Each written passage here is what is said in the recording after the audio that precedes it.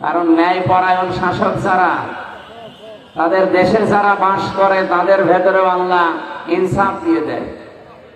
বাঘ বাঘের জায়গায় থাকবে, ছাগল ছাগলের জায়গায় খাবার খাবে। কিন্তু আজকে যে আক্রমণ করেছে, আমার মনে হচ্ছে দেশের দায়িত্বে যিনি, তিনি আর নেই।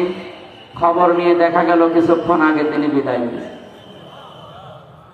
পিরোজপুর বাংলাদেশের মানুষের কাছে, বিশেষ করে দল মত নির্বিশেষে যে যে ধর্ম পালন করে করুন, সবার কাছে বাংলাদেশের 64 জেলার ভেতরে পিরোজপুরটা একটা আবেগের জায়গা। এটা আমার কাছে, আমি এই 3টা বছর কারাগারে আল্লামা সাইদি রহমতুল্লাহ আলাইহি ওনার পাশে ছিলাম। উনি ছিল 1 নম্বরে, আমি 4 নম্বরে, মাঝখানে একটা দেওয়া ছিল। আল্লাহরে বান্দার সাথে মাত্র একবার দেখা করার সুযোগ দিয়েছিল জালেমরা, তাও 10 মিনিট। আমাকে বলেছিল, হামজা যদি বাইরে যেতে পারো, আমি তো আর যেতে পারবো কিনা জানি না, যদি যেতে পারো চট্টগ্রাম আর খুলনা বিভাগের মানুষদেরকে বলবা কোরআনের কথা বলতে কোনোদিন আমি পিছপা হইনি। তোমাকেও আমি বললাম কোনোদিন কোরআনের কথা যেভাবে জানো ওইভাবে বলবা, পিছপা হবার। আমার মাঝে মাঝে মনে হয় আল্লাহর এই ওলির মাথা হাত আমার মাথায় এখনো লেগে আছে। আপনাদের যে দৃশ্য আজকে আমি আসার পর থেকে দেখছি, কোরআনের প্রতি ভালোবাসা, এই যে মহব্বত, এই যে উচ্ছ্বাস, আমার মনে হয় আল্লামা সাইদির জন্ম এই জেলায় হওয়ার কারণে আল্লাহ আরো ঢেলে দিয়েছে। কালকেও ছিলাম একটা জায়গায়, তো এরকম নিস্তব্ধতা পাইনি। বাংলাদেশের 630টা থানা, কম বেশি প্রায় জায়গায় আমার যাওয়া হয়ে গেছে।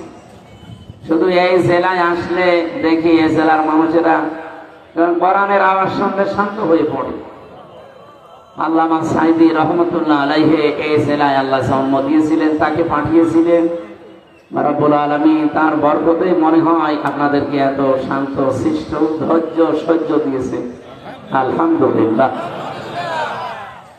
বাংলাদেশের ঐতিহ্যবাহী জেলা, এটা কিন্তু রেকর্ড হচ্ছে, লাইভ চলছে, তামাম দুনিয়া এখন দেখছি। আমি তামিলনাড়ু ছিলাম, যে দেখি আমার ওয়াজ চলছে তামিল ভাষায়, ওরা রূপান্তর করে শুনে।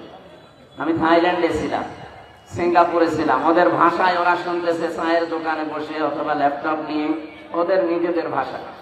মালয়েশিয়া ওই মালয় ভাষায় রূপান্তর করে শুনে। সুতরাং আমরা মনে করবো না যে শুধু আমাদের এই দেশের 18 কোটি মানুষ শুনছে, না, কোরআনের কথা বাংলাদেশ সহ বিশ্বে যেখানেই বলা হয়, সাইদি সাহেবের আলোচনা তো সারা বিশ্বের বাংলা ভাষী মানুষ শুনছে। ওই সময় তো প্রযুক্তি এত উন্নত হয়নি। এখন আমি এখানে বাংলায় বলছি, তাতে কি হয়েছে, বিশ্বের যে যে ভাষায় কথা বলে 4,500 ভাষা আছে। কত?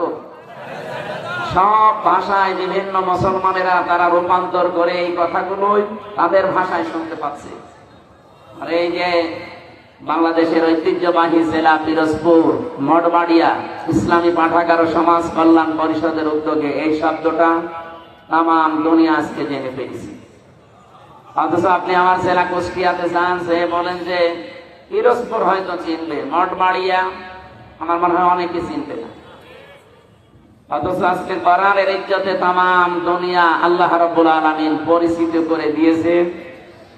শহীদ মোস্তফা খেলার মাঠ মঠবাড়িয়া পিরোজপুর, মহাবিশ্বের মহাবিশ্বর, আমাদের মালিকের মুখের পবিত্র বাণী কোরআনে কারীম।